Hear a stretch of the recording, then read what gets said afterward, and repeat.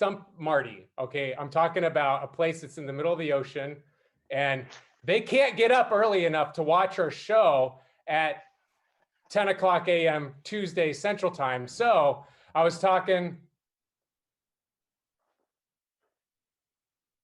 how much of it? Okay. I don't exactly know what happened, but you saw me like miming Marty. Marty, you were miming me, right? And we were talking about absolutely. We were talking about the read your Royals. Yeah, I read your lips through the whole thing. And we're doing like great. a second take, but this time maybe people can hear us, maybe they could see us. I don't know. I can see me on my phone. It's actually looking pretty good. Thanks, Dietrich. That looks nice. Okay, so the first slide we see here, it says a Hawaii-friendly version. So there's an island out in the middle of the Pacific. I was going to try to stump you as far as like what state am I talking about that floats in the middle of the Pacific, but I think you got that. Yeah, right? You let the cat out of the bag there. But yeah, and it's like Hawaii. 10 a.m. on Tuesdays. It's like 5 a.m. there. They can't watch the show. So my name is John Ferguson, and I do a couple things, and I just want to get this out of the way real quick. I not get out of the way. I'm a proud volunteer for the Specialty Coffee Association U.S. chapter, and I kind of represent the North Central region as a coordinator. And I coordinate events kind of like this to kind of just get the word out and celebrate and talk about coffee stuff. And then my day job is one of the best places to work in the universe ever. It's at the Arbor Day Foundation, and I help manage and kind of keep together the Arbor Day coffee program, where we buy and shade grown coffee and promote a lot of tree planting around the world, especially in coffee growing areas. That's my job. So, but Marty, what do you do? And you're in Kansas City. If you didn't hear that, Kansas City. Kansas City. Yes. Real quick, this water man, ideal water man.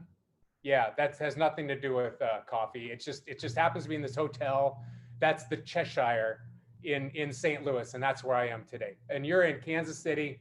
Take it away, Marty. Okay, I don't have any great posters other than I've got the Lenez smelling posters. But to your poster, that water is pretty important to coffee. What do? I support. I'm like the drummer in a really cool rock band. I try to be behind the scenes and just support all the great stuff that's going on. And if you draw a big circle around the Midwest, take in Chicago, St. Louis, where you're at, Omaha, Kansas City, getting down into Oklahoma, you draw a big circle there. There's some real exciting stuff going on in the coffee world. And it just affords me the ability to keep all that equipment running that we see on a day-to-day basis. And so you're doing workbench coffee labs, right? Yeah, one of the aspects that we're doing that we're really, really happy with is we're sharing the love.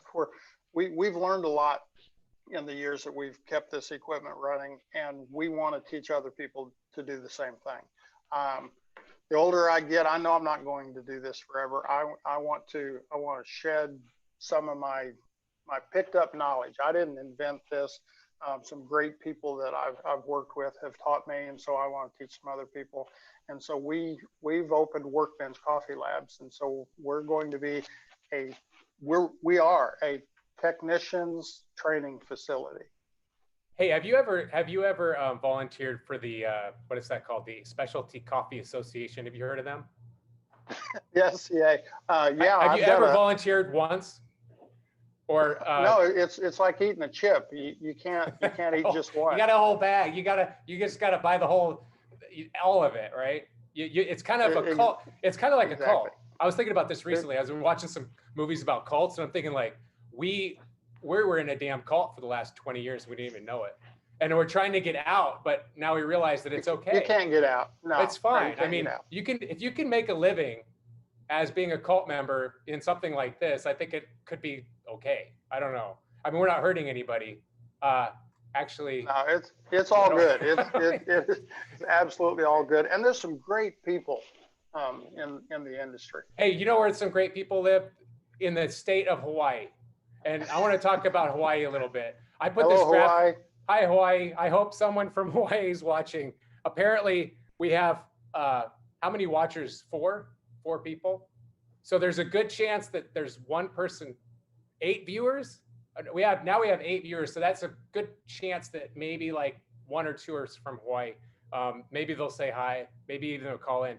If you have anyone, I'm just kind of putting it out there. If anybody wants to call in to try to ask, you know, like Marty, a question about anything that we have about coffee or any issues you have, please give us a shot today. We haven't really had a lot of people outreach to us yet, and we also have a special guest today. Her name is Melissa Nichols from Bunn, but we're going to get to that later. She's got a great depth of knowledge that she's going to share with us and talk about some of the service calls and the common questions, and we're going to get some answers today about calibration, brewers, and this whole like would you call it? You say like I say a can of worms. What do you say, Marty? Usually, I don't know what I say. Rabbits. I don't know, something like a bunch of Oh, something. a rabbit hole. We go down a rabbit hole. Rabbit holes and Yeah, cans of worms on coffee. Okay, so this next slide, I'm gonna try to confuse you here. Okay. You never know what you're going to bring up, John. Okay, what happened here? Do you see this? Okay. Do you know? First off, do you know what that is? Well, let me see if I can bring it up on my screen. That is the rare, especially here in the mainland, not in Hawaii. I am familiar with that. That is. I hear it's. Yeah, I don't know. It's a pretty common problem I heard in Hawaii. This is like always happening everywhere. Well, what it really stems from is the technicians trying to incorporate their art and love of coffee and music together, and they put these beautiful little instruments and try to incorporate them into espresso machines, and you end up with this hybrid ukulele espresso nay.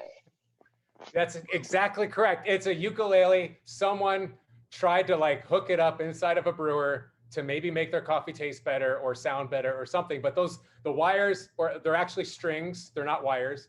And that ukulele, the ukulele, I don't know how it's pronounced officially, but someone from Hawaii could maybe chime in and tell us. But that is a waterproof ukulele. So, seriously, yeah. No, I hadn't seen anything like that before in my life. That's great. Well, it happens a lot in Hawaii, I hear. So that's the joke for me today.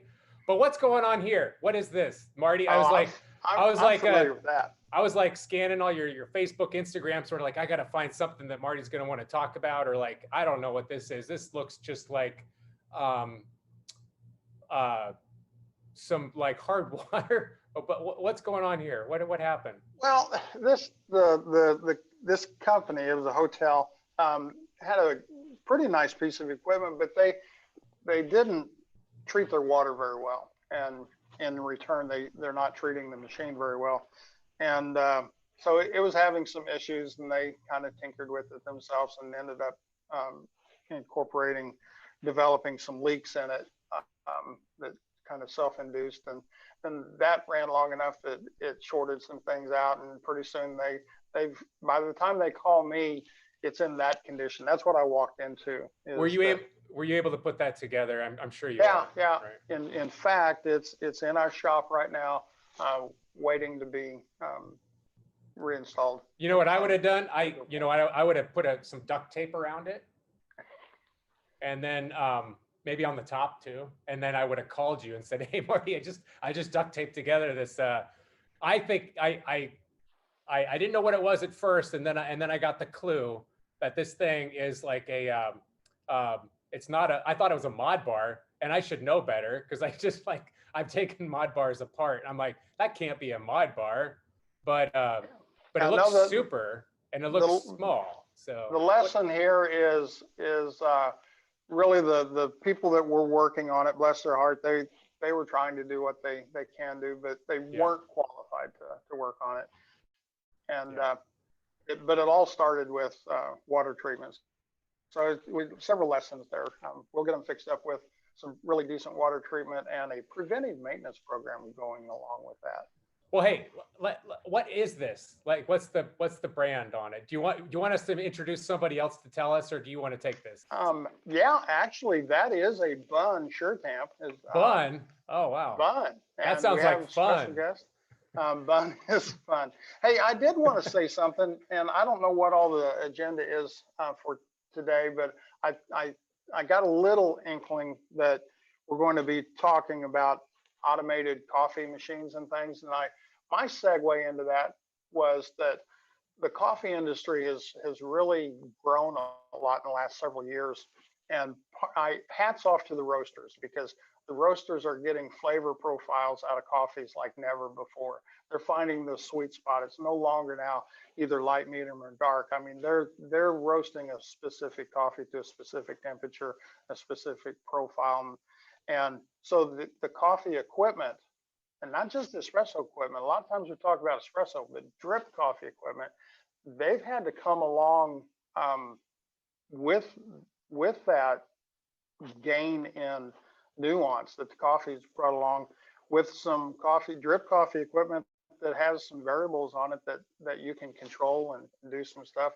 And I know Melissa's going to bring that to the show today. A lot of the stuff that they're doing, but the old days, which still the old brewers, they brew great coffee, but when you want to get that very, very, if you're looking for what that coffee can actually give you, you've got to be able to utilize some variables within the equipment and maybe even communicate with the grinders. And Marty, I was talking years ago when I was working up at Dogwood in Minneapolis. There was a brewer that was coming out that was kind of like a single cup brewer, and I really wanted to make a Chemex with it, and because it had everything, so I learned that if you take the spray head off, and there's actually, you can adapt it to different flow rates. And I kind of came up with a recipe that was better than hand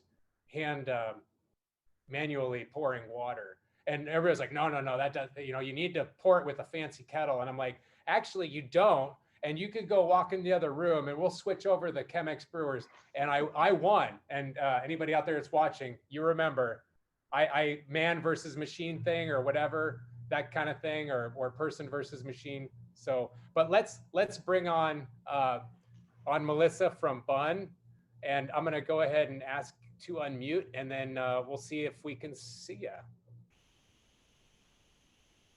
And Carolyn too. All right, we're all good. Hey. I think we're all there. Are we all here? Hey, ladies. Good afternoon. Evening. I am so excited that you guys are on board here. This is a huge treat for me. And for me, thanks for having us. Yeah. Yeah, and good evening and good morning to those in off in the Pacific watching, having a beautiful time in the sun or rain, or I don't know what it's like out there, but and where are the both of you located right now? I think just north of me, St. Louis. Yeah, this is Melissa. I'm in Springfield, Illinois. And I'm up in Chicagoland. Nice.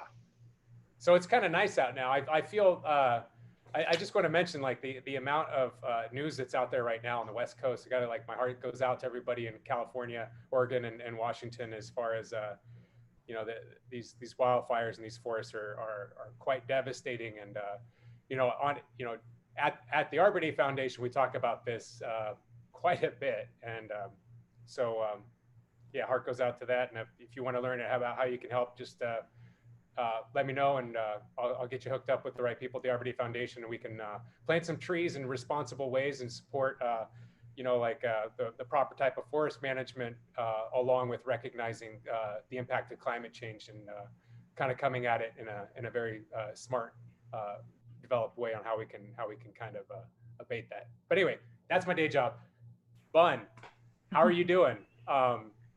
I'm excited about this. I kind of threw in this slide for you. But first off, I guess, did you introduce what your roles were at Bunn? Well, my name is Melissa. I am working in product management and product strategy right now. And my product line is the bean to cup and espresso and single cup and all that sort of thing. So that's mostly what I work on, just sort of manage a whole entire product line. And your background, what was that again? Like, So- I think you said something about televisions or I don't know, Yeah. really cool stuff back in the Yeah, I have a very technical background. I was in the Air Force a long time ago, and when I got out of the Air Force, I was fortunate to be hired on by Sears, that company, and I worked on all of the retail or home products. So I've fixed TVs and camcorders and VCRs and audio and microwaves and vacuum sweepers and lawnmowers when it was off season. You name it, I pretty much had my hands in it.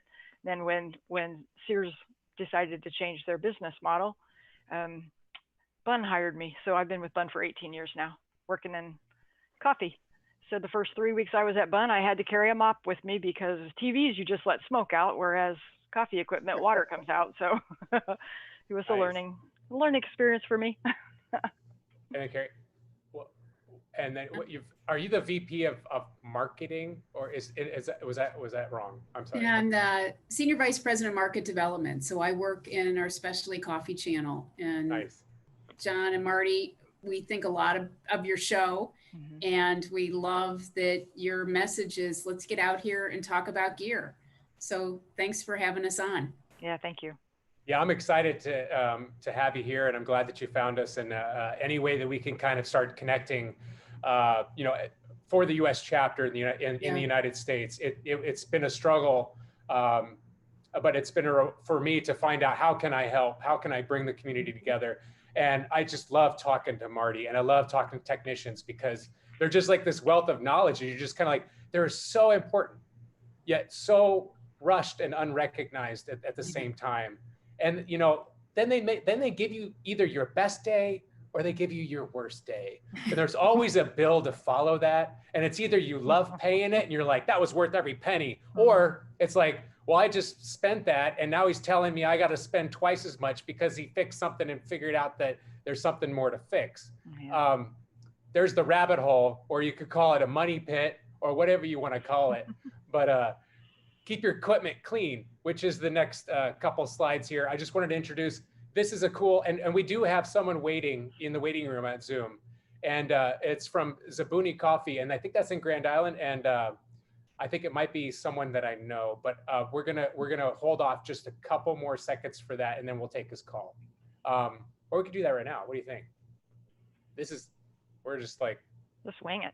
wing it. All right. Hey, I'm gonna admit Zabuni Coffee and Dietrich IT. I don't know if this is gonna work or not, but we'll okay. And let's see. Ask to start video. See if you can see it. Ask to unmute. Oh.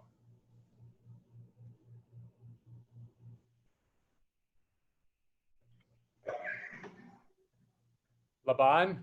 Yes, sir. Hey, there you are. How you doing? Fantastic. How are you? Pretty good. I don't think I can see you, but I can hear you. Did everybody else can hear you, Laban?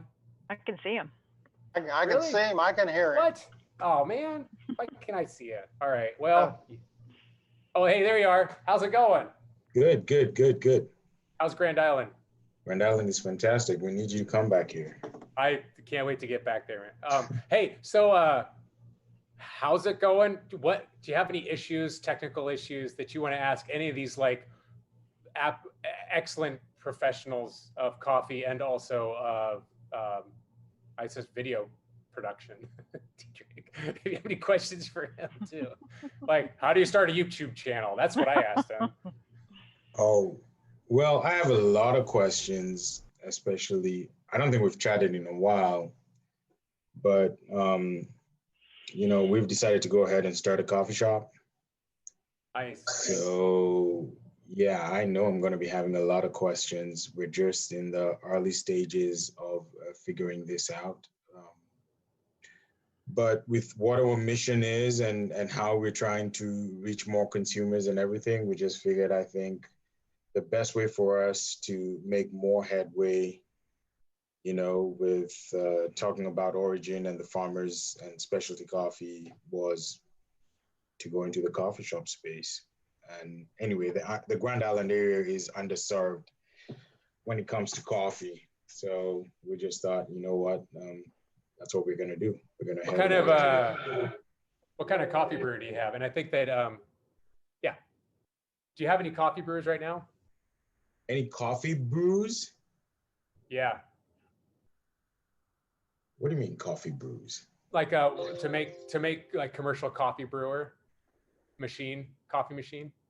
Well, I don't know what we use here in the office, but we're usually doing, V60s and AeroPress, and my favorite is an AeroPress. So we have a little one group, Nuova Simonelli, and I'm interested in yours. In fact, I've been trying to get a hold of you because of that. I don't know. You mean that you want the 2-group La Marzocco that I got in my kitchen? Yes. The one that Marty powder coated and also helped me like remove the heating element out of. That was I had to drive all the way to Kansas City and he had to get a blowtorch out. And it wasn't easy. All right. I mean, Marty, that was not like your walk in the park. It was kind of like, I will say that it was a tough one. But we've done a bunch of those. And how you went about it was amazing. Like he has this tool that he made that after you drill 2 holes in the heating element, then it kind of acts as a clamp or as a I don't know what you'd call it, but it definitely helps turn the heating element out. But I wouldn't have been able to do that without him. So now it's in great shape, and just hit me up. And I also have an extra dual TF Bunn brewer sitting in my house too, by the way. And I have another Bunn brewer sitting in my house. It's like a smaller one. It's a small. And I also have an under counter cooler, a 3-part sink, and a pastry case that is. And I have a coffee roaster, not a Dietrich. Sorry, I'm looking at Dietrich, thinking like, yeah, Dietrich. No, I have a San Franciscan SF6, but if you ever need anything, I may or may not have any of it. But I look forward to coming back out to Grand Island and having a cup of coffee, because the one I had there was great. I mean, you specialize in Caribbean Kenyan coffees, I'm assuming, right? And Mosaic Coffee in Lincoln, I bought a couple bags. We spread it around Lincoln. Yep. Did you have any questions for the ladies at Bunn here or for Marty? Not for me. We're good. Oh yeah, All right. we do have. Well, we use Bunn grinders. Is all I know as far as Bunn is concerned. So we do have the I don't know, the big, I don't know what they're called, but we've got 3 of those, and that's what we use for grinding coffee over here. So it worked pretty well for us. Right. Awesome. Well, thanks for calling in. Yeah, thanks for calling in. We're gonna move on to the slideshow. So I'll see you later. Have a good one. Thank you. Bye. Bye. Okay, so the next slide you see here is one of these crafts or shuttles, and once in a while it just kind of goes blank. And I've had a couple people kind of either ignore and not even use it, or don't know how to use it. So I just wanted to point this out, that these coffee shuttles are pretty amazing, and pretty easy to fix too. I think I'm not sure at Marty or Melissa, but do all of these have AAA batteries in them, or is this just like a 1-year thing? Or The electronic ones do have 4 AAA batteries in them, yes. So we have a mechanical, which just has a sight gauge tube, but this one being the electronic one, it takes 4 batteries. Mm-hmm. So low drain till it gets wet. This one looks like it might have been wet. I poured water on it just to prove that it was waterproof. Yeah. Yeah, John. No, I just cleaned it. From our perspective, the technician's perspective, there's 2 things. One, that's a really, really useful tool. It gives you the aging of the coffee in time, and it also indicates how full it is. But to us, the most important thing is do not submerge that in water, that device. Don't get it wet. Well, it just got a little wet, but it did not ruin it. It fixed it. And but it took a little bit of time to calibrate, maybe. Was that what it was doing? Like when I put the batteries in, it was kind of counting down. Yeah. Yes, it But- does that. It's got a I'm whole freezing up. bunch of fins in there with capacitance Yeah. sensors, and it senses what the liquid level is in the TF server. So this must be a 1 gallon one because you have 4 bars on there. So that indicates a quart per bar or 32 ounces per bar. And then the timer can go all the way up to 4 hours before it starts flashing to tell you that the coffee has expired. So I know that doesn't. Yes. Yeah. Finally, I've always wanted to know when coffee expired. Well- like no one's ever been solid on that. They're just like, I don't know, a year, maybe 20 years. I don't know. Yeah. Actually, 20 one lady, when my daughter was in kindergarten and was at Montessori school, and there was like a cookies and coffee in the morning, and she was found out that at that time I owned Cultiva Coffee Roasting Company in Lincoln, and she's like, oh, I love coffee. I went to Hawaii once for my honeymoon 20 years ago, and she was really excited. And this is Hawaii. I like connecting it. She went to Hawaii about 20 years ago for a honeymoon, and she bought some coffee, and she was like, hey, John, guess what? I was digging through my closet the other day, and I found 2 bags of this coffee that I bought in Hawaii 20 years ago. And I'm like, wow, I roast coffee that's fresh, like yesterday, and here it is. It's for you today, but it's a little too fresh. You gotta let it wait for like 7 days. But I didn't really say anything. She's like, I opened it up and I ground it, and guess what? It tasted great. And I was like, wow, okay, cool. Like there's such a diversity of opinion on what tastes good. And so she gave me the other bag of coffee that wasn't open because she came into Cultiva, and I gave her a bag of my coffee. We switched. I put that on the cupping table, and I had a 20, I think, no, he was 19. He was 19 years old, and I don't think it was Dietrich. I don't know, maybe, I don't know. No, it wasn't. It was someone else. But I had him cup a bunch of coffees, and they came across that one. I was like, what do you think of that coffee? He's like, well, it kind of tastes like plastic. And I'm like, hey, that coffee was roasted before you were born. I don't know. It was from Hawaii, and it was still good. So Hawaiian coffee must be really good. It lasts for 20 years or 4 hours, according to Bunn. But No. Let's see. That is counter to what we like people to think, but. That's right. Yeah. Well, hey, I mean, I don't think 20 years should, I don't know. But here I made some beer out of some Cafeza after soaking a pot with some Cafeza cleaner. I wanted to just kind of bring this up. We talked about it last week. Just clean your pots. This was after a 2-hour soak with the white powder cleaner. On the left, that hasn't been cleaned in about a year, and then because it's been in storage. And then on the right, it still needs some cleaning, but simply within 2 hours. I got this stuff out of it, and that's about it. I've seen, Marty, you've had horror stories about this, and pretty much everybody else, but Sure. this is pretty. Bottom line is it doesn't matter how good your equipment is. If it's dirty, it's not going to perform well. Yeah. Well, let's talk about, where's my a word of the day. Oh, there it is. My word of the day is short potted. Just like, I've never said short potted until I started talking to professionals. And I just thought that was kind of an interesting word, like short potted. And the other, is it long potted, or is it like it's over potted, right? Overpot. Mm-hmm. Over pot, under pot. Okay, so short potted, like I just feel like it's like I should use that in a sentence. Like I feel like I just got short potted. I don't know. I wish that people would call in and have a, like use it in a sentence, and then I'll let you talk about other stuff. But so over potted is too much time spent in Hawaii. I was supposed to erase that. I'll just put it up there. Too much time spent in Hawaii. No, that's not what it means. Not over potted. Oh, I could say some things about like earlier on in my days, but so customer service technicians, most common call in questions. I wanted to talk with Bunn today, and I had this great opportunity. They agreed to do this experiment with us, and so I thought, well, what are 3 things? What are a couple things that a lot of people call in about, and some interesting things that people maybe overlook often. And we're going to talk about your batch brewers.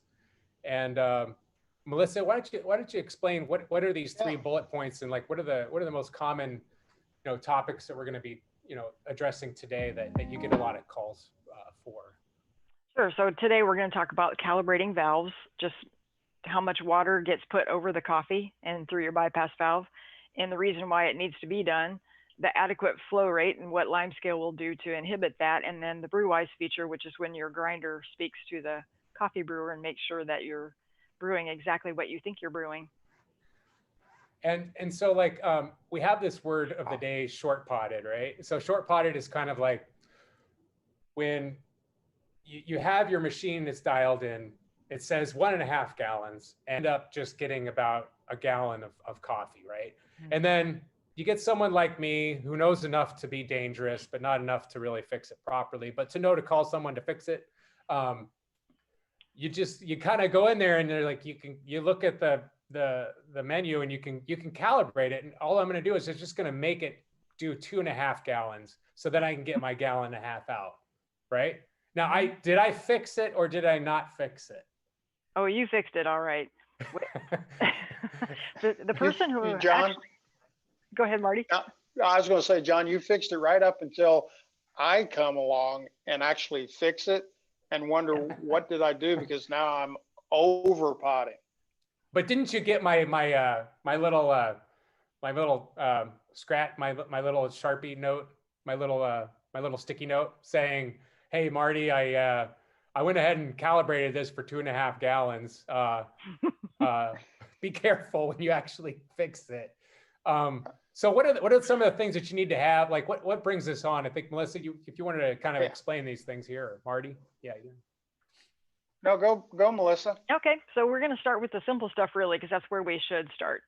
Weekly, it's recommended that you clean the spray head on these brewers and clean out the exit ports for the valves.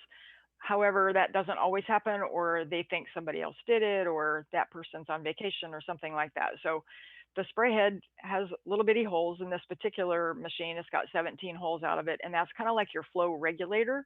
So when the valve is calibrated with the spray head in place, it's going to give the machine exactly how much water, it's going to tell the machine exactly how much water flows per second.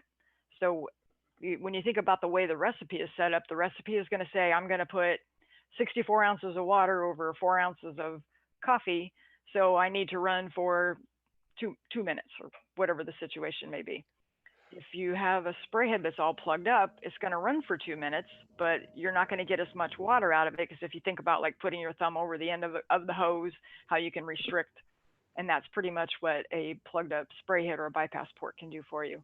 So when Marty comes in and he knows that the spray head needs to be cleaned, he's going to clean it, get all those little holes cleaned out, and you were there and you compensated for the lime scale just by increasing the amount of time that the brew is going to happen. And all of a sudden now he's going to get over potting, and it's going to be a mess. It would be the mop thing. You have to get the mop out. Now, if you have like,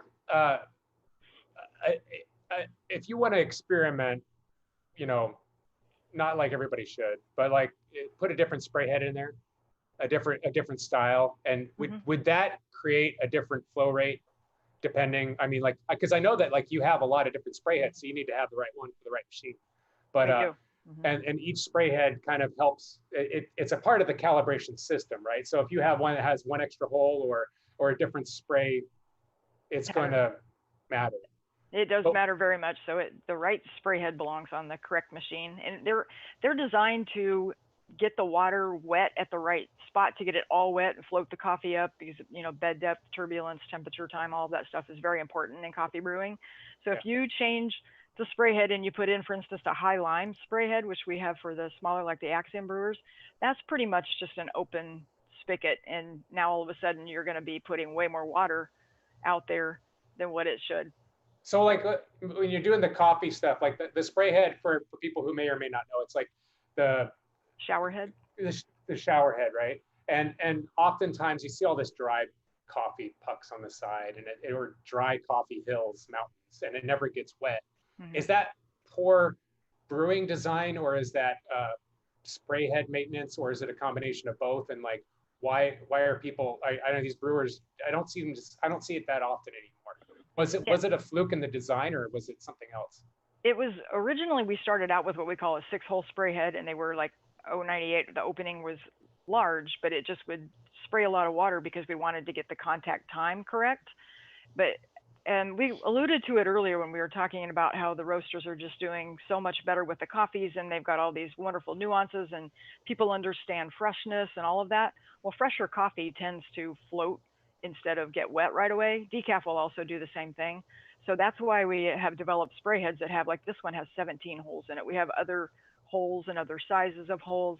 This one is what we call our peak extraction spray head. So the spray head is not flat. It has angles and little peaks and valleys where the water comes out, so that when you think about the, like even just a plain old shower spray head, some of them just shoot straight down, others have directional, and that's what this one does. It just ensures that the coffee is going to get wet all the way across instead of in sections, because that dry coffee means that it's not being extracted, it's not getting wet. And Hey, I John, yeah. you're exactly right about what does an equipment manufacturer do, like we learn in our SCA classes, that whole spray head dynamic, bed depth, basket design, that's all engineered so you get that complete wetting. And when you get clogged, your favorite word, short potting and over potting, it's our most common service call coming into the helplines is someone. Well, how So about if you this? like the word, you can just come and hear it all the time. Well, how about this one? My coffee pot exploded, which means, like, I'm thinking probably too fresh a coffee, or they're not using a gourmet basket, which Right. I didn't understand what gourmet basket was for a long time. I was like, well, you know, and you get these new recipes for this new third wave type of, like, 1:15 ratio, or 1:20, or 1:18, or I've seen 1:50, by the way, and that's a little, but anyway. And you can use a pretty shallow basket for that. It depends. I don't know. Depends on the batch size. But have you seen that a lot, Marty, as far as, you know, exploding baskets, and what causes that? Is it just too much coffee, too fast water? What? Well, you gotta rule out the possibilities. Yes, it could be too fresh a coffee. Coffee has CO2 gas in it, and it does degas. And as you put 200-degree or so water to it, it's going to degas quickly. So if it's really, really fresh, it's going to bloom. And, you know, we talk about the bloom when you're doing a pour over, and it will bloom, and the machine's got to give it room to do that. So we know that is going to happen. Unless it's just really old coffee, it's going to have some sort of bloom. So something that can cause a problem along with that is if you have a lot of coffee in the basket and you're filling it up. So you couple not a lot of room with it being dry, now trying to bloom, it just exacerbates that. It's a big word for me. So that's a possibility on that. Also, if you grind it too fine, if you're grinding your own coffee and you grind it too fine, and so that flow rate through the filter media and being restricted by too many fines in the coffee, that also can cause it to lift up and overflow the basket. Those are the three biggies. It seems like, though, like Bunn and other brewing manufacturers have come up with some solutions as far as, like, trying to do this right. Like, how do you get to these recipes of 1:18 or 1:15? I don't know if you know what, but ratio. You add, you pause, right? You spray a little bit and then you wait. You spray a little bit more and then you wait. I think that the old coffee brewers might have just been like, just pour. They just go, yeah. Right. But nowadays it's sort of like you have these built-in recipes that are a little bit more complicated, that have, like, these gourmet baskets that are a little bit deeper. So moving on. Yeah, you make recipes to bring out the nuances. All right. So bullet point number 2, we've got 30 more slides. Right, wrong batch size selected on the grinder. Okay, that's interesting. What do you mean by that? Well, if you select the wrong batch size on the grinder and you override the brewer, you may be putting not enough coffee in, or too much coffee, or something like that. So it may cause it to, you might be thinking that you're going to brew a large, which would include bypass and pulse brew, as you were talking about earlier. But if you actually selected a small on the machine, rarely do we ever pulse or bypass that. So it's just going to give you 64 ounces quickly over the coffee. So that could cause that. Or short potting, if you don't have enough coffee in there, you've chosen a small, but you grind coffee for a large, you're just going to look at it and think, I thought I said I wanted a large, and you got the wrong size. And then, so the dedicated funnel RFID chip program for only one recipe, what is that about?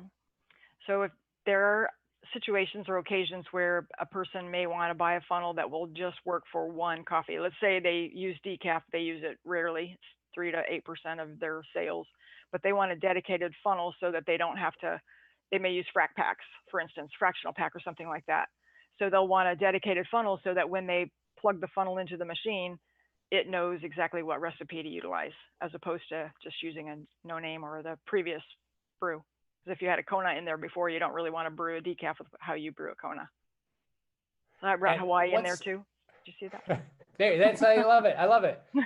And then, so let's talk about inlets, because I'm sure that islands have inlets. Hawaii, right? Inlets, outlets. What's an inlet valve? I don't get that. That is actually where the water comes into the tank itself. So when we the built-in diagnostics, we can go in there and trigger the valve. So let's just say it's short piping, and what we find is that the bypass valve isn't working, for instance. So we're going to be short about 20% of our brew. Well, if you're not getting any coffee at all, or you're getting very little coffee, the inlet valve or the cold water valve that lets the water into the tank, it could be lime scaled up too. So don't forget that that valve is in the machine. Marty, you ever see that happen? Oh, yeah. Okay, mean moving today? on. Yeah, We've today. got Madeline in the comment section. She said that she had a service call not too long ago where the caller said the brewer's spray head was constantly leaking water. They never really followed up with them, so they never saw it. Where would you start with the troubleshooting? Hey, something and like Dietrich, could you ask her if she's from Hawaii? She is actually from Hawaii. Madeline is from Hawaii. She's maybe she is, maybe she isn't. But she has. Well, she's in Hawaii. She said we have at least 2 Hawaii viewers and maybe a third. Oh, nice. Thank you for calling in. I knew that you were going to back me up on this one. So now maybe this Coffee Tech Talk will just be at 7 o'clock on Tuesdays because, we have a percentage of viewers in Hawaii right now. Like most of our viewers are Hawaiian. But yeah, And not only that, any places a to question. start? Any places to start with something like that for troubleshooting? How would you troubleshoot that issue? I would say we need to figure out if it's a machine that has a dispense valve or a dump valve, or is it one that pushes water through the tank? So if it has a dump valve, meaning that the valve that opens up on the outlet side of the tank, if it is dripping constantly through the spray head, you probably have lime scale in that dispense valve. Or yeah, it would be the dispense valve. If it's the other way around, where it is pushed into the tank or a valve that goes into the tank, we need to check the inlet valve, and or if there's a liquid level probe system in there, you might want to check it for lime scale as well, because it may not be sensing that it's full, so it's just going to continuously try to fill.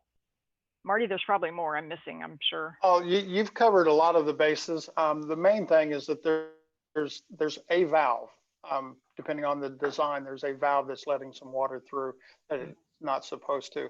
And every one of those valves, I say everyone, most all of them are either built out of plastic that are inexpensive to replace relatively, or they are built so that there's a internal component that can be replaced as a rebuild kit. But they've got a valve, and like Melissa, like you said, I would start by determining what type of brewer it is, and if it's got a dump valve, most likely it just needs to have that valve rebuilt. Mm-hmm. Excellent. Thanks for the call. Yeah. Yeah. Thank you. Wow. That was the first comment today. This, anyway. You're in We've had a few people in the comments section, but that was the first question we had specifically. Oh, where the other ones were just kind of like, you're doing a great job. Keep it up.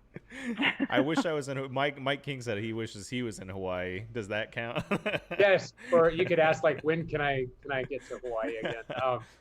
I've never been to Hawaii, so Hello, maybe- Mike King. I'll let you guys continue on. So what's exit ports on the tank may be limited if the valve check's okay.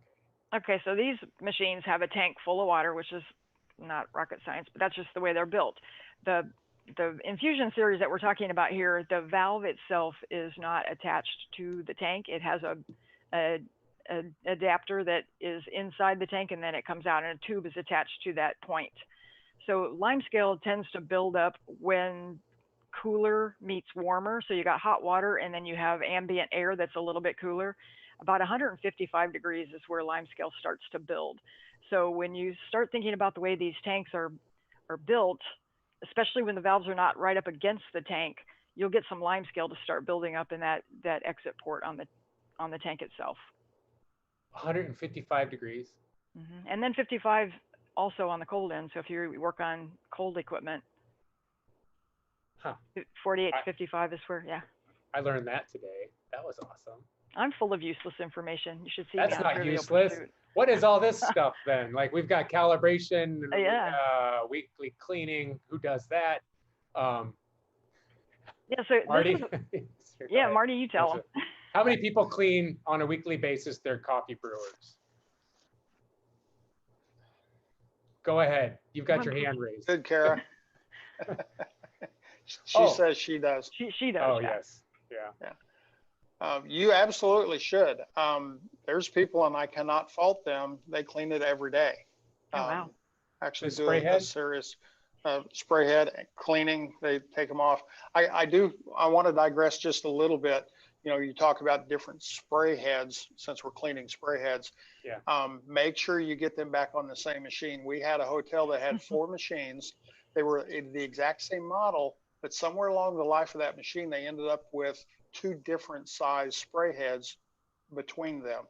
And so someone, unbeknownst to us, pulled all 4 spray heads off. They cleaned them and put them, distributed them back out there. You guessed it. They didn't get them on the same ones.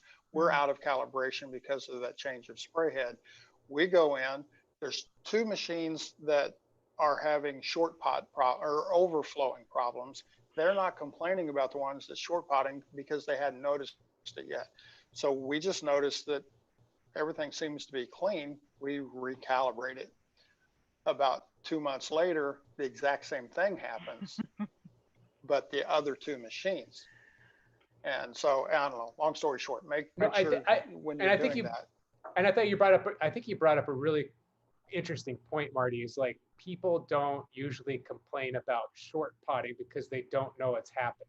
They just think like, that's a gallon, right? That must be a gallon because the machine must be correct, right? They're less likely. And if it's overfilling, they're just kind of like, well, just do a half batch, right? Problem solved. Put the same amount of coffee in there. It'll taste good enough. Okay.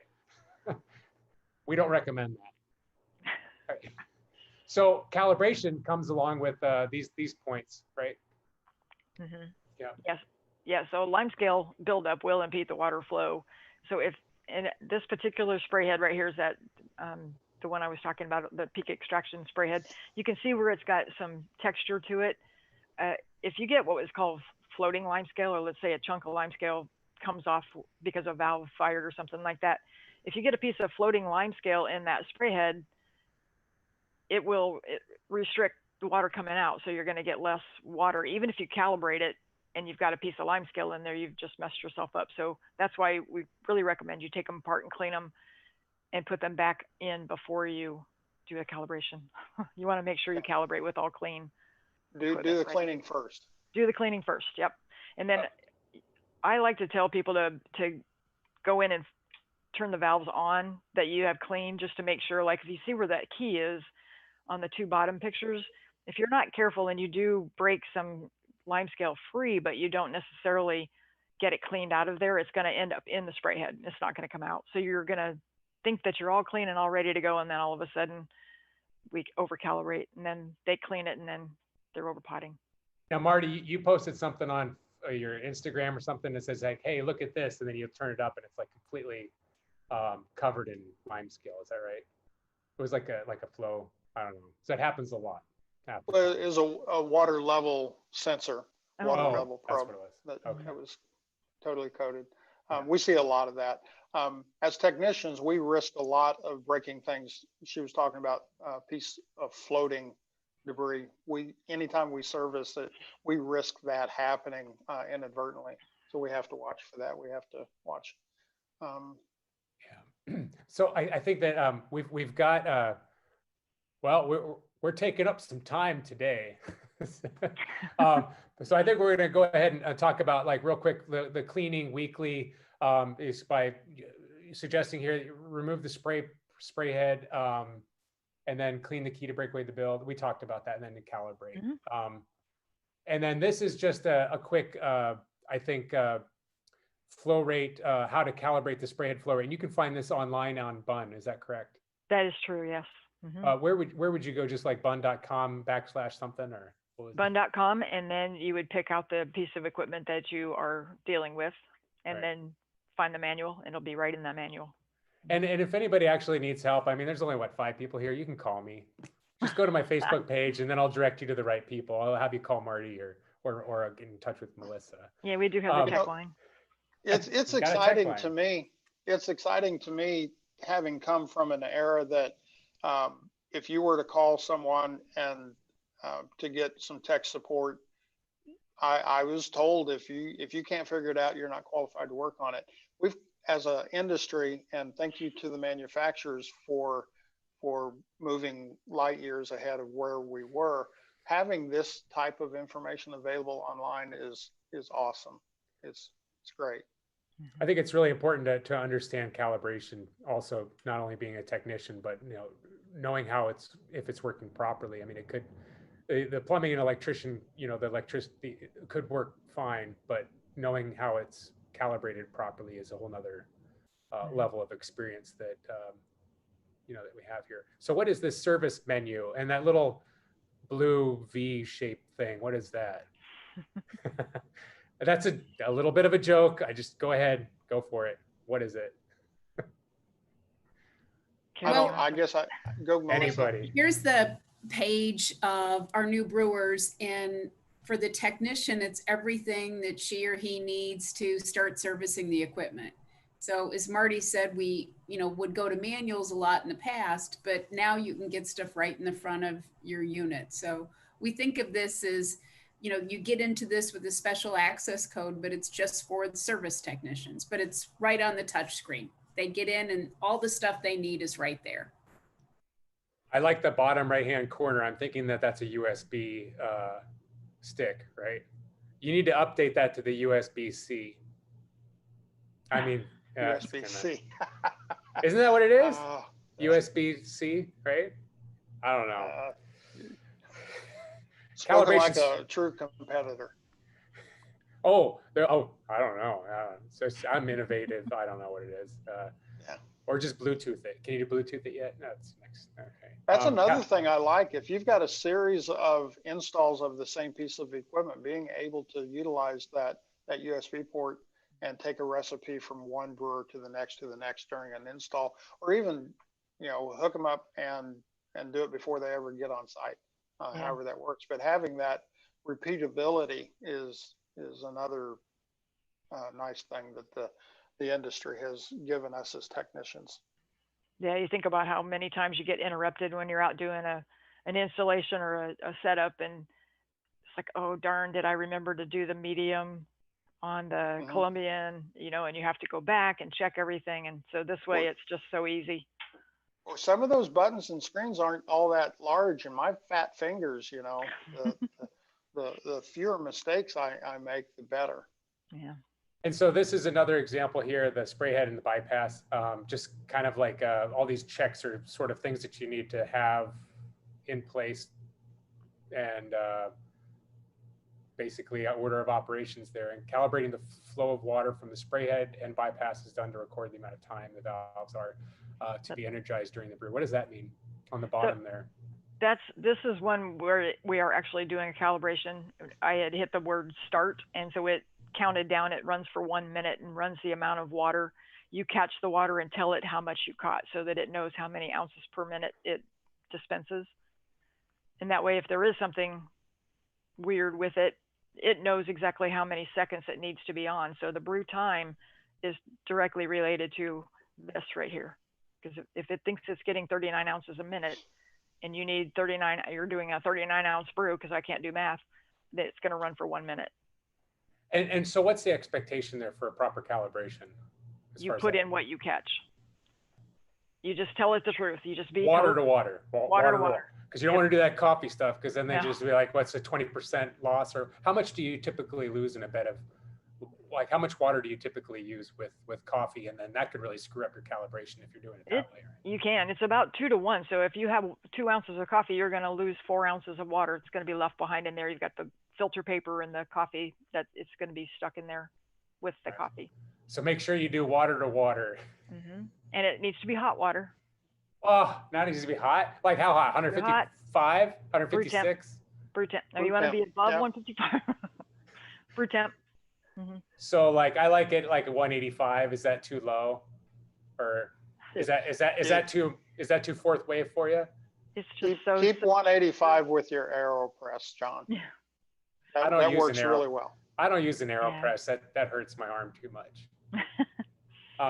And you know, when I do use an AeroPress, I don't even press it down. I just pour it and let it extract. It's like a slow, like 4-minute. It's just like a mini pour over. But No wonder you don't like it.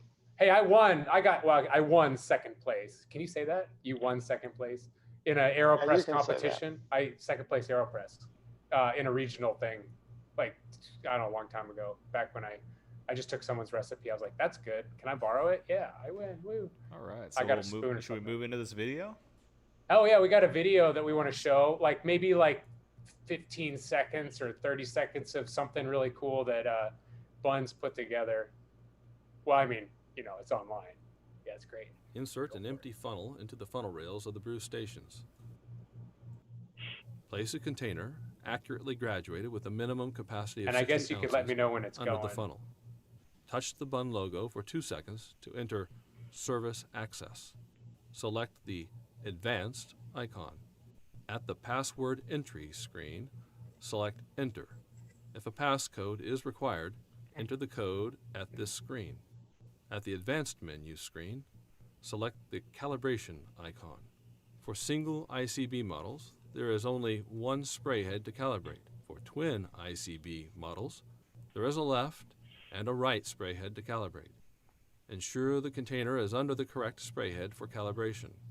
Select the Start button to begin a 1-minute dispense of hot water from the spray head. The display will show the time remaining for dispense, along with the option to stop the dispense if necessary. The 60-second timer on the display will count down to 0. When the counter reaches 0, the display will change to allow the measured amount of water in the container to be entered and saved in programming. Measure the amount of water in the container and touch the white box area on the screen to enter the value to match the amount in the container. Select Save. The display should now show the actual flow rate of the spray head. Repeat to calibrate the other side, twin ICB models only. This function allows the operator to test and enter the actual flow rate It's of water pretty much coming the out of the same box. as the brew, except Insert there's an no empty spray head. funnel into the funnel rails of the brew This is a stations. great video. I think Place you a can catch container more of it on accurately graduated with a minimum YouTube capacity if of you 60 go just ounces kind of search under for the like funnel. Bunn YouTube calibration, and you'll find quite a few videos to kind of help you walk through that stuff. So yeah.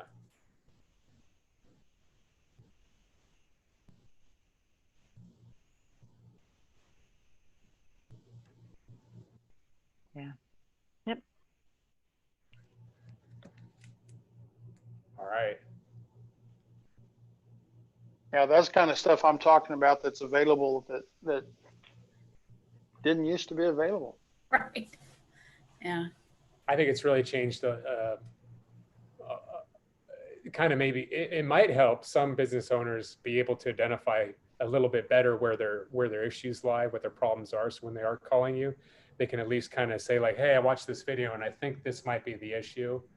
And then that would maybe give them a little bit more context to their issue. I don't know, but it seems to help me out quite a bit. I remember one time I was trying to repair a hot water tower, and all the schematics were online, and I just got it out, and I was like, okay, this is easy, okay. And I was kind of, and I successfully calibrated it and everything. And the barista came by. She's like, wow, you must be really smart. How do you do that? And I'm just like, yeah, it's tough stuff. And I wanted to say I just Googled it, but you know, I just kept it to myself, you know. But I should have just said it.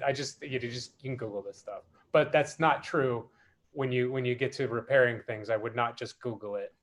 I've done that in the past, and yeah. I've shocked myself before in the past, Marty, Oh. and I don't recommend that to anybody. Yeah, no, be safe. But if they don't pick up anything but the terminology, when they call a service company, if they start calling things by the right name, that helps. That helps a lot. Yeah, I can't even do that quite yet. So, but you know, that little thingy with the water coming out of it, right? Yeah.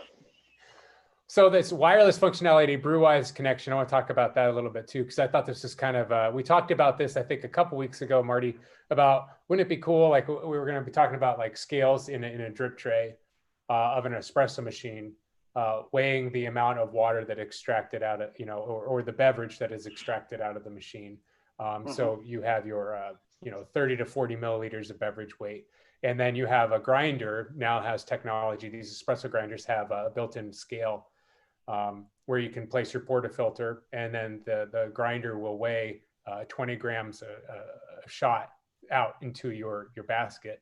And then it will, a lot of technology involved there, but it hasn't quite, they don't quite communicate right yet. I don't know if there's like a certain type of espresso brand and espresso machine that has that connection, but I do know that there's a couple of them out there, but it's not real prevalent. Delacorte is one.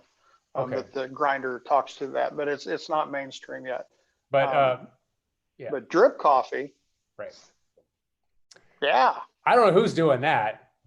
I don't know. Melissa, have you guys started doing that yet? We actually have. We've morphed. We originally our DBC BrewWise was tethered. We had a grinder that had a cord that went over to the brewer, and you would just flip a button on the brewer to tell it which side of the grinder you wanted to grind off of. But we Am I telling my age? If I remember those? Do you remember that? Yeah, I read about it, but no. It wasn't that long ago, Marty.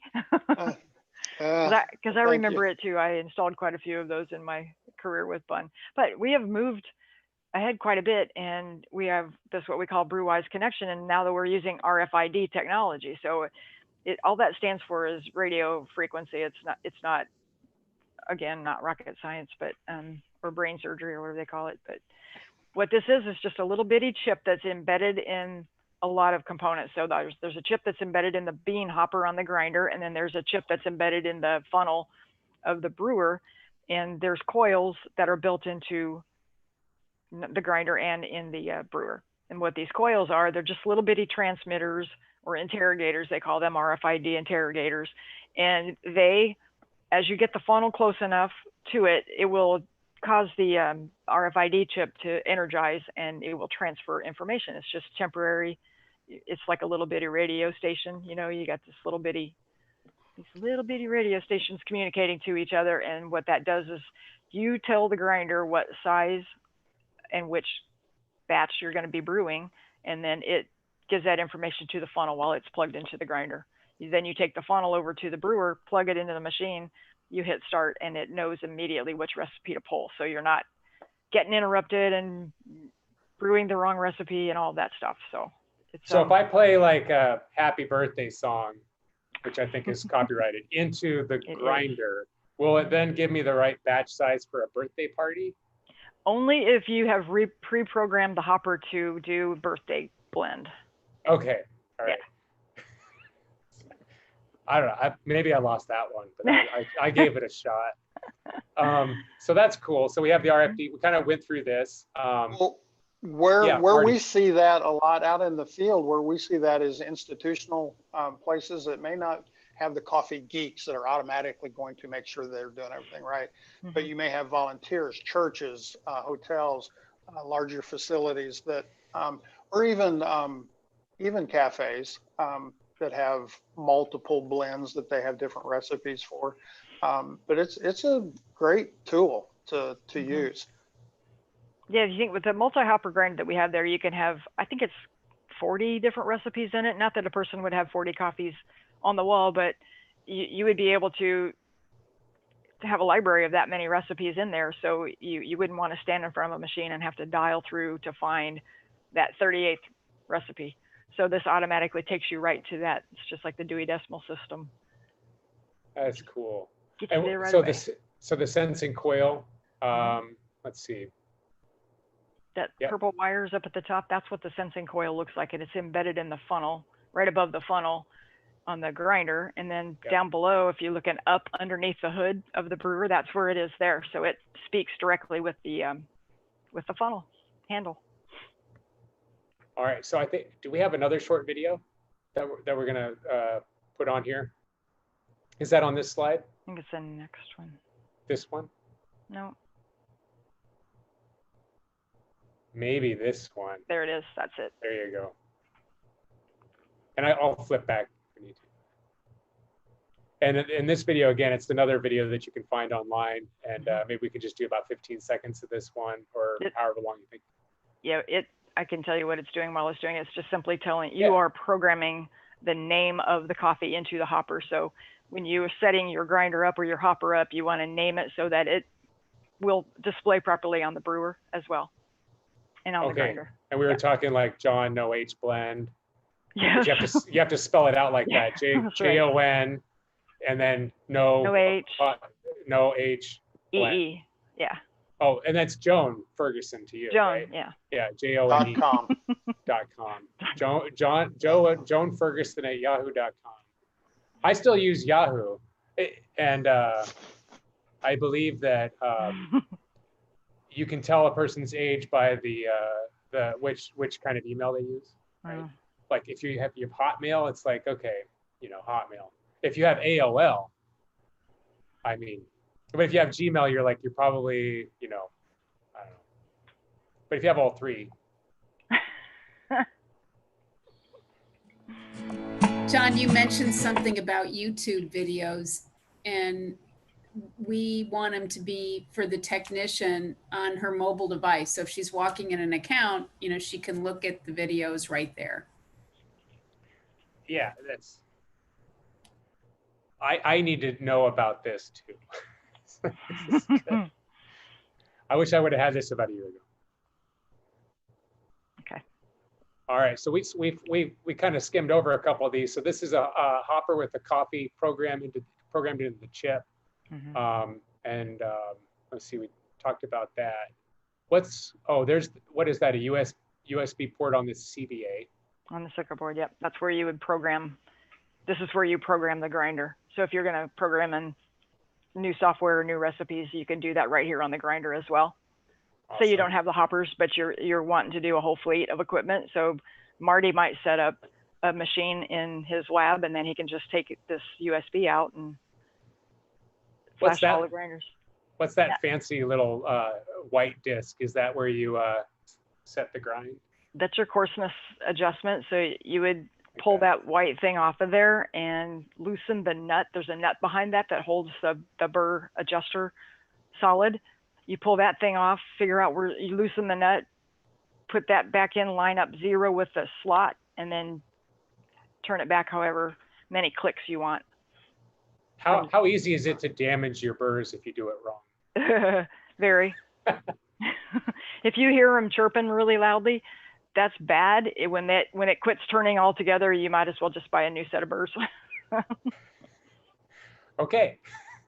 If it chirps, it works, but don't don't make it hurt. Okay. Yeah, you want a really soft chirp too. You don't want. Why do you have 2 circles surrounding this hidden area?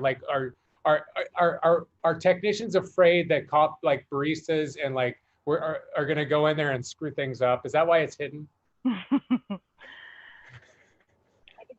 Okay, I take that as a yes. I That's think okay. they were trying that.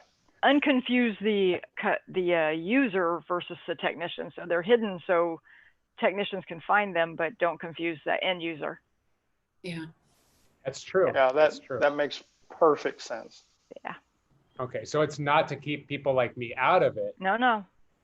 Because you can go on bud.com and find the secret buttons.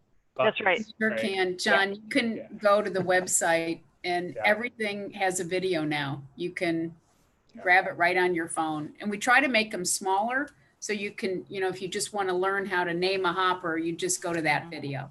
And so when you push the hidden button, is it a 3-second wait, 5-second wait? How do I know if I'm actually hitting it properly? Can you feel it click, or Or is it just going to be all gummed up and you're like, I don't know if this is working. No, you'll I'm feel it. trying. Okay. You'll feel it. It's domed. Do you get people calling in just kind of like, hey, I'm doing it, but it's not working? I'm mashing this button and it's not doing anything. Do you You ever- have to be patient because 3 seconds feels a lot longer than 3 seconds. So we don't say 3 seconds anymore. Now we say until the screen changes. Do you ever tell them to just spray some WD-40 on it just for Oh my fun to see goodness. if they do it? Just be like, oh, just put some WD-40 on your finger. Let it soak in and then push the button and then maybe it'll work. Oh, I'm Or you taking can tell them notes. tell them to go wash their hands. Like, go wash your hands for 20 seconds, come back, Yeah, yeah. and then push a button, then push the button. And then you have to count to 10, and then tell them to recite something, Mhm. and then see if that works. That would be like my. that. Yep. Okay. Just to mess with them, right? Well, I don't know. It might work, and if it works, then they'll wash their hands more often. That might be true too. So there's your import on the side where you put the USB, Hmm. right? Yeah. Yeah, so we're just seeing more, as Marty talked about earlier, nuances and recipes, and coffee has recipes. So programming them through a USB is really easy. And you put it into the side of the machine, and then you can copy and clone it, or have one stick that has all your recipes for that machine, and then you go from there. And he can So- email it to you as well and not have to drive it all the way to Lincoln. Hey, Yeah. you know what I think you guys should do? What should we do? Put a little GoPro inside of the machine, and then you could hook up your USB and HDMI cable so you could watch it brew on a micro level, right? So you could That would be great. would you watch that? I'd watch that. Yeah. Okay. It would be very dark. I'd watch it once. Well, not if you have good lighting. I mean, Dietrich, they would put lighting in it with a GoPro. Anyway, that could just change the game if you could broadcast your coffee brewing visually inside. It's sort of like going, I don't know, what do they call it? The surgery with anyway. Mm. So Yeah. what's this recipe thing?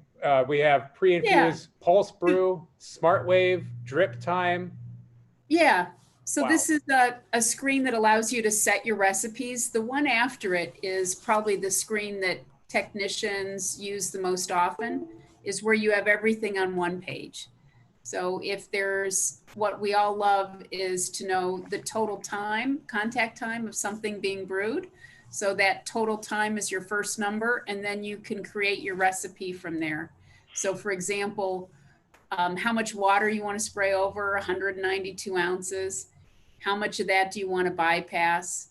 And then on the next screen, where really the biggest part is happening right now is in separating pre-infusion and then pulse brew. So as Marty said, you can get the bloom, and technicians, want those tools, and then, they can set it by ounces and then set their pause time. What is It's kind of a different mindset too when you're setting these up. And I'm glad that the manufacturers are doing this. Is we are, as baristas, they know pour overs, and they will usually test a coffee with a pour over to see what that recipe, how they can extract the best flavors. And if you can take that mindset to the brewer, which you can with those tools that you're giving us as technicians, if you can take that thought process that we've given the pour over and apply that while you're setting up the brewing equipment, then that gets you really close. You still may have to tweak it if you're really wanting to get the best pot of coffee out of it, but it really helps out. It just makes you think like you're doing a pour over. That's exactly it. And then you can do it right on the screen. If I was pouring over, I would want, and I had 128 ounces, they might think I would want to pour over 100 ounces. 10 ounces first, and then I'd want to rest. So you can just think that way and then program it in. Oh. And now that I have you all here, I wanted to ask you one thing about this, and I maybe Marty, I had talked to you about this in the past, but bypass has always been kind of an interesting thing for me, because you don't typically implement bypass when you're doing like a pour over, manual pour over. Maybe sometimes you do, but I mean, when you're brewing batches on a batch brewer like this, you have a bypass of 30%. I'm assuming that means water that is not hitting the basket, that you see that little thing in the basket that kind of, it's a little V-shaped so the water can go past the basket so it doesn't actually hit any of the grounds. Why are you adding water like that? And if you do have a 30% bypass or even 5 or 10% bypass, how are you going to replicate that when you're doing a pour over?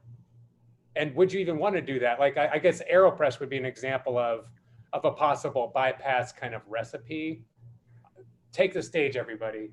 What's bypass and why does it matter? Why do we do it? I'll jump in Go. first and say Yeah, that go. we put it as a tool for our equipment, you know, and everyone pulls out the nuances for that coffee. So sometimes they want to have a certain experience in the basket and bring some other water around it to dilute it after the brew. That section can go down to 0, and a lot of our specialty roasters keep their bypass at 0. Back to you, Marty. Melissa, did you want to add to that?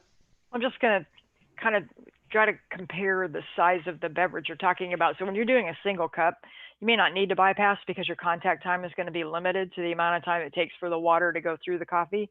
But when you're doing a larger brew and you're pouring 1.5 gallons of water through coffee, the contact time is extremely important. And if you run too much water through the coffee, you'll start over extracting and pulling out flavors that you really don't want. So the bypass does help you out in that way. So you're kind of diluting the sweetest part of the coffee. You're not diluting it, you're diluting a concentrated coffee. Plus, you think Americano, there's a reason for bypass.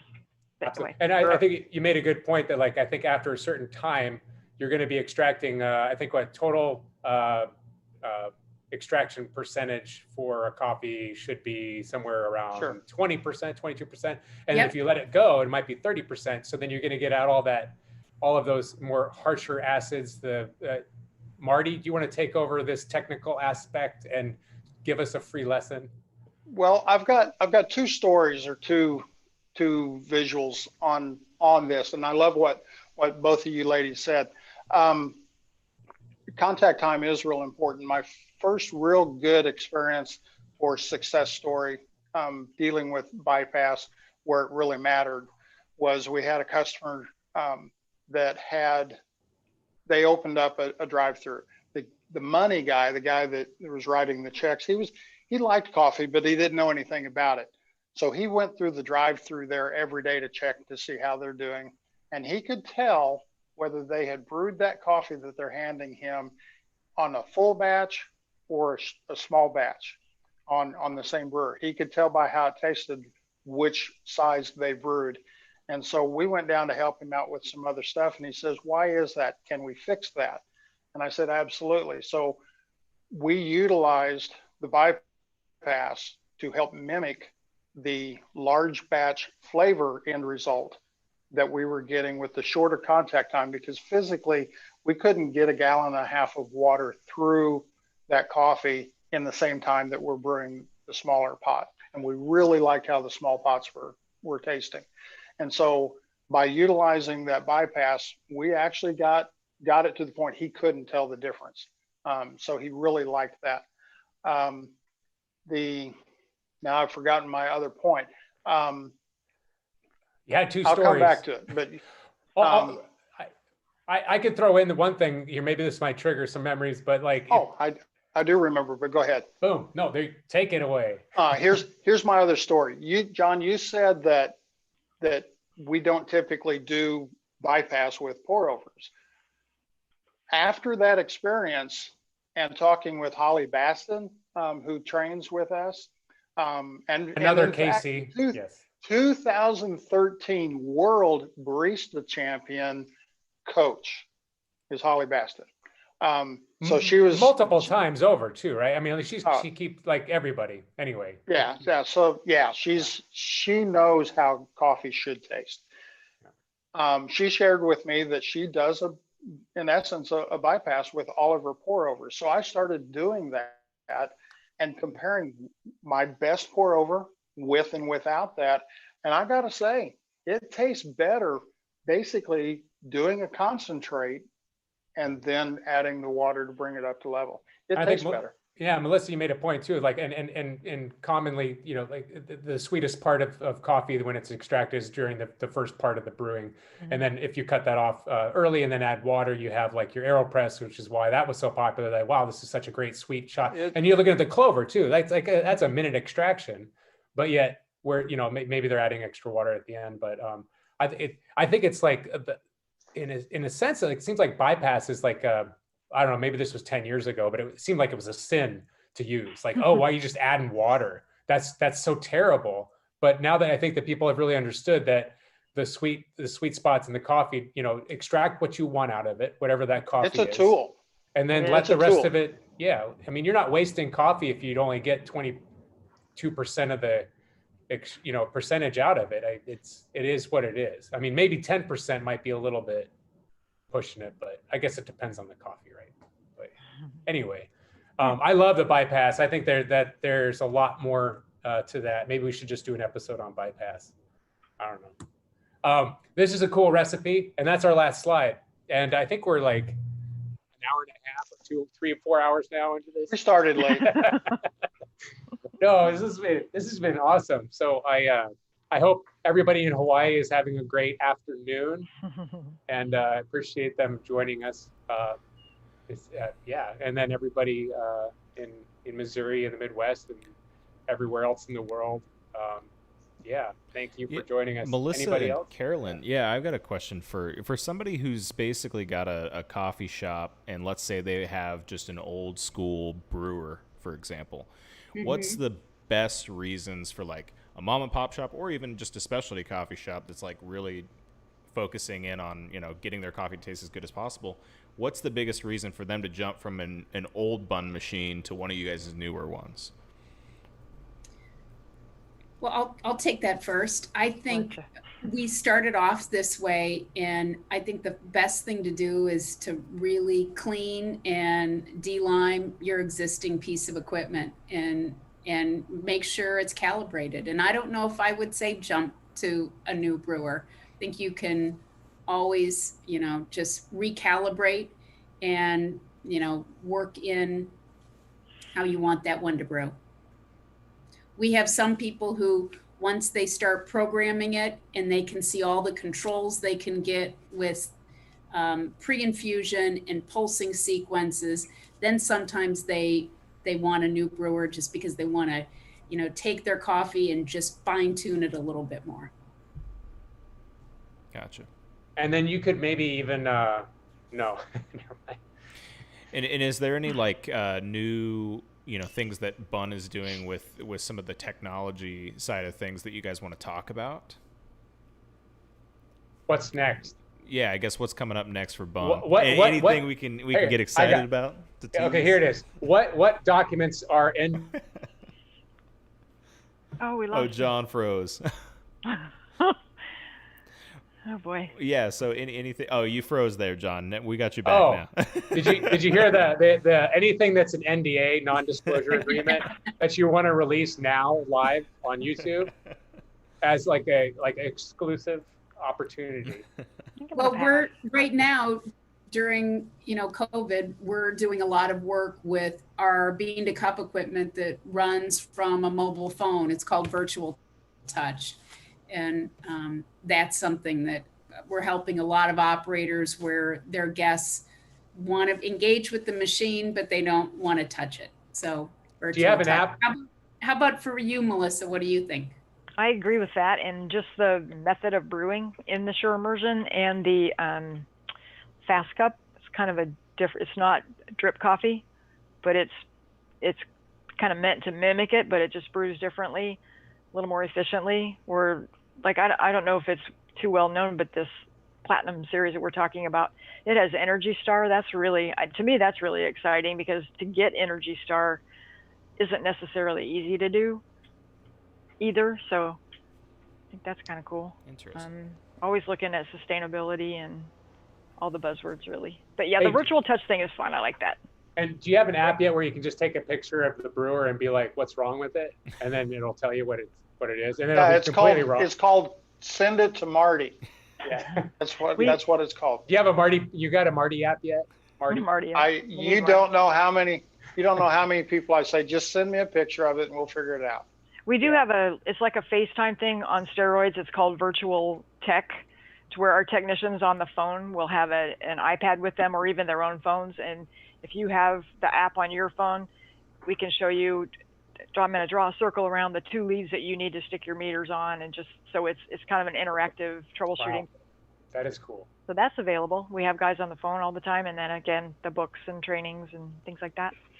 All right. Cool. Well, anything else that you guys want to also kind of plug before you guys hop off? I just want to thank you for having us. Yeah, thanks for having us. It's been a lot of fun. I appreciate it. Yeah. This has been crazy. It's like, we're all over the Midwest, Yeah. And you have Marty brewers and all over Jon, the world. I just applaud you guys for bringing a community together during these times. We're all missing it. And thank you. You guys are very much so a part of that community. Yeah. You guys are very, very much so. And we need to draw some people in Bogota and talk about their shirt tamp. That's right. Because that's the first time I saw a super automatic shirt tamp at a trade show in Bogota. I was like, oh, this is fun. All right. That's funny. Yeah. So Why hey, not? that trade show worked out. So just let them know that like we got interested in the shirt tamp because there was a trade show in Bogota last year, and I'm like, wow, those guys are international. That's pretty. Yeah, we are. That's true. Anyway, that's all I got. Thank you so much. I guess we'll call it a wrap, a show. See you later. See you next week, Marty. Thanks, Thank you Dietrich. all. See you. for Thank joining you, us, ladies. Melissa. Nice to meet you. Bye.